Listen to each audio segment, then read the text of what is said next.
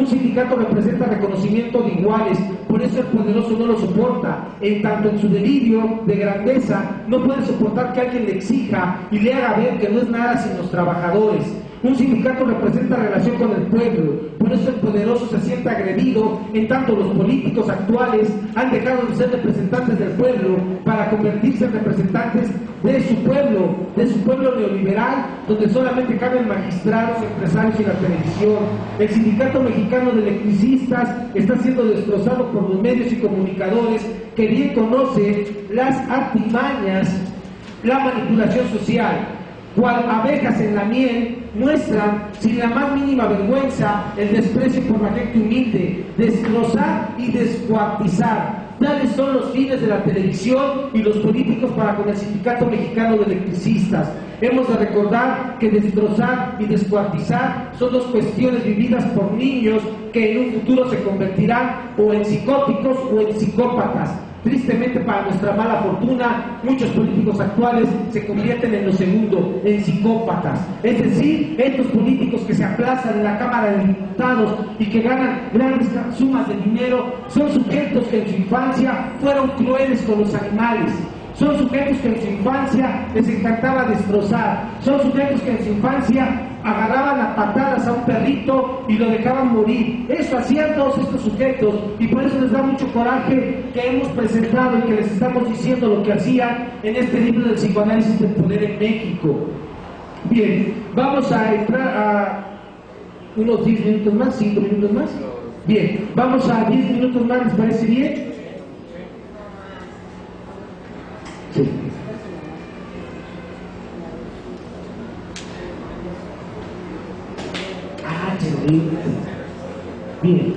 Bien, y miren, más buenas noticias acá. También los compañeros de Cananea, los compañeros mineros están ya acá presentes y nos van a acompañar un rato más a la mesa para compartir también su experiencia.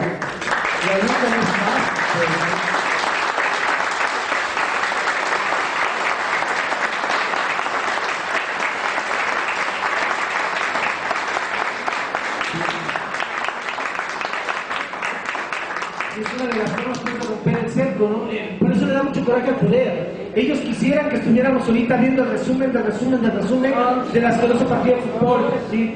Pero no, estamos aquí, estamos ya un montón de gente y estamos compartiendo cosas, y aunque ellos quieren bloquear y quieren callar, no pueden. Por eso están bien enojados.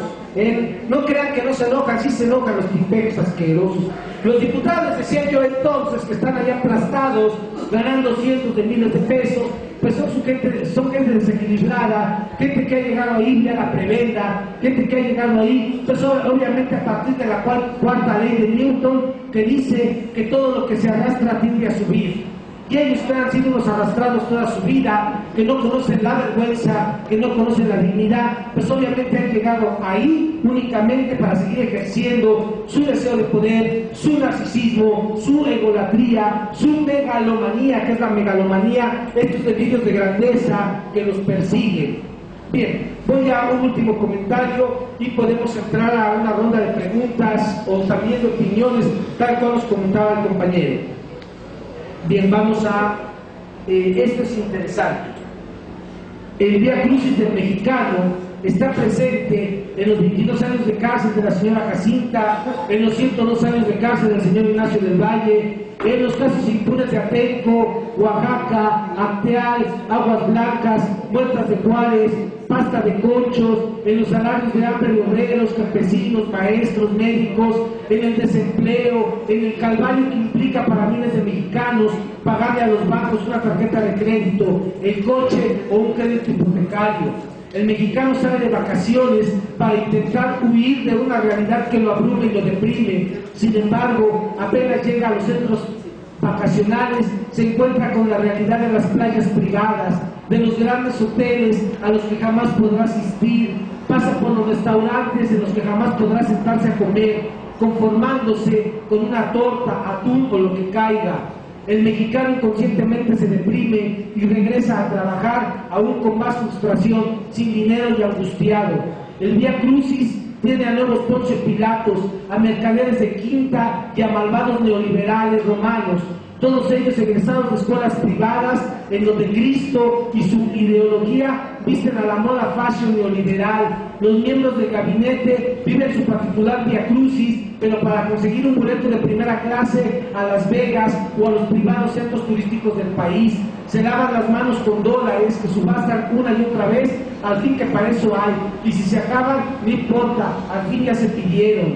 Los nuevos neoliberales adoran en secreto a Barrabás. De hecho, los abogados millonarios Gómez Mon, Ceballos y los de la Suprema Corte de Justicia se han hecho ricos aplicando la máxima de dejar libre al delincuente y encarcelar al inocente. Así está este Via Crucis, un pueblo sufriente que se pregunta por qué Dios lo ha abandonado. ¿Sí? Cuando hablamos de llegamos a épocas importantes como el Día de Muertos, llegamos a épocas importantes para el pueblo mexicano como es la Semana Santa, ¿y qué pasa? No, ya ni siquiera hablamos de que han sacrificado al Hijo de Dios, ahora hablamos de que ahora todos estamos sacrificados. Ahora todos hablamos de que el desempleo es verdaderamente una corona de espinas que nos persigue. El gran fantasma de este siglo es justamente no tener trabajo. Estos sujetos que están en el poder no se percatan de que el trabajo le da pertenencia a un sujeto en una sociedad y que cuando no tenemos trabajo nosotros mismos nos sacamos, nosotros mismos nos excluimos y nos excluyen y nos convierten en nadie, nos convierten en nada. A eso le están apostando, pues, a nuestra depresión, a nuestra desesperanza, al miedo. De ahí que tengamos que seguir sosteniéndonos en la lucha, de ahí que tengamos a nuestro compañero de al lado una alternativa de alguien que nos escuche y que comprenda lo que nos está pasando.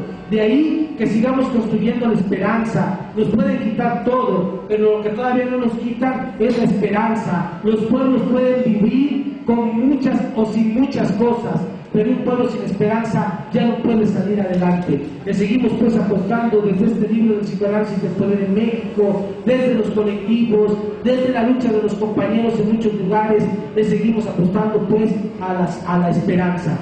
Ya nos han quitado todo. ¿Qué más podemos perder si le seguimos nosotros apostando a la esperanza pues y a la lucha? Muchas gracias por escuchar.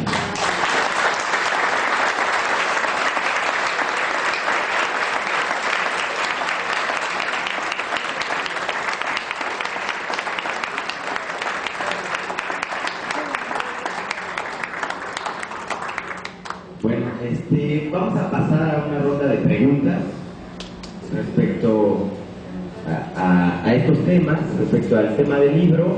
Entonces, les pediría que si alguien quiere participar, pudiera pasar aquí al frente, porque el micrófono no alcanza más.